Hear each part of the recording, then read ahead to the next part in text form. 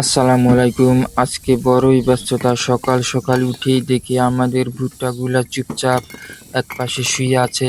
তাই আর দেরি না কইরা একে একে সব ভুট্টারে উঠাইয়া নিলাম, পাটি বিছাইয়া একদম মাঝখানে রোদের নিচে শুইয়ে দিলাম। রোদের গরমে গা জ্বলসাইতেছে, কিন্তু কি সুন্দর গন্ধ, যেন শুষ্ক মাটির সাথে মিষ্টি ভুট্টার মেলবন্ধন। এখন ওরা রোদ পোহাইতেছে, বিকেল পর্যন্ত থাকবে আমাদের এই ভুট্টাগুলো। এভাবে ভালো করে শুকাইলে পরে যত্ন করে সংরক্ষণ করা যাবে। আর খাওয়ার সময় মনে হইব যেন এই গ্রামের খোলা মাঠে বসে কুড়ানো ভুট্টার দানা খাচ্ছি। ভুট্টা শুকানোর কাজটা কিন্তু আরামের না। অনেক রোদ, আজকে সারাদিন ছাতায় মাথায় করে, তারপর ওই 2 পা দিয়ে ঘাঁটতেছি। এইগুলা যত্ন করতে হয় অনেক দারুণভাবে। ভুট্টা শুকালে ভালো থাকে, মজা করে খেতে পারবো। ভুট্টা ভাজা অনেক মজা। ভুট্টা থেকে আটা সংরক্ষণ করা যায়, ময়দা সংরক্ষণ করা যায়।